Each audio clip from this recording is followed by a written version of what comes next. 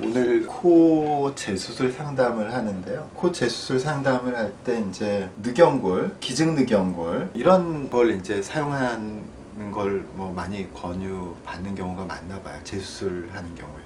사실 저는 개인적으로는 기증늑연골 또 알로덤은 기증 피부죠. 기증 진피죠. 이거는 사용하지 않아요. 이건 뭐 법적으로 사용하지 못하게 하는 게 아니라 의학적으로는 다 사용할 수 있어요. 그렇지만 이건 나중에 흡수율이 현저하게 낮다는 보고들이 여러 논문을 통해서 있어요. 우리가 만약에 연골이 부족하다면 자가 늑연골을 채취하고요. 한 1-2cm 정도, 2cm 정도 절개면 가능하니까요.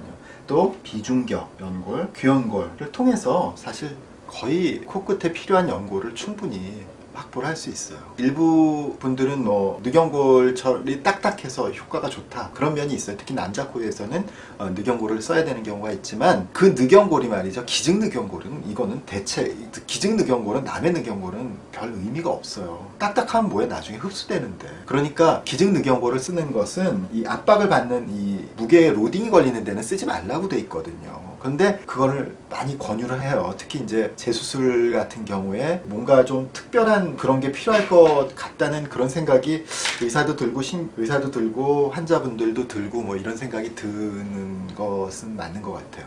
그런데 사실은 가장 재수술에서 문제가 되는 부분이 무엇이냐, 정말 연골이 부족해서 본인이 마음에 안 들게 나온 게 아니거든요. 물론 그런 경우도 있지만 대부분의 경우는 사실은 연골 부족은 크게 문제되지 않아요. 귀연골, 비중격 연골 이 정도만 해도 충분히 문제되고, 딱딱한 정도는 비중격 연골 충분히 딱딱해요. 그래서 늑연골까지 쓰는 경우는 아주 건장한 남자들의 경우, 그리고 정말로 비주라든지 이런 부분이 무너져 내린 경우에 한해서 사용하는 건데요.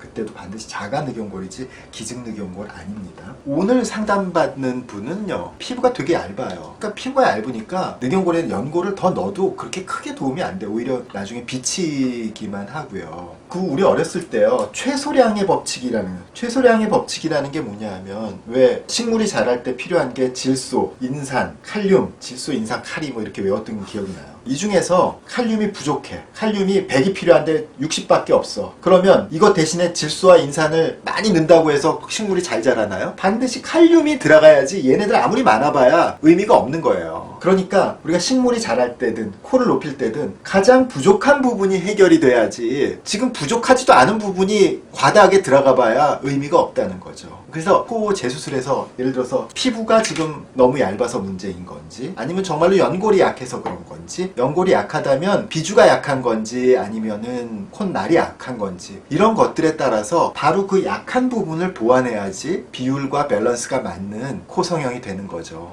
그렇지 않고 그냥 무조건 기증늑연골, 피부가 얇은데도 기증늑연골, 이런 거는 그거는 정말로 더 현명한 수술 방법이 아니라고 생각이 됩니다.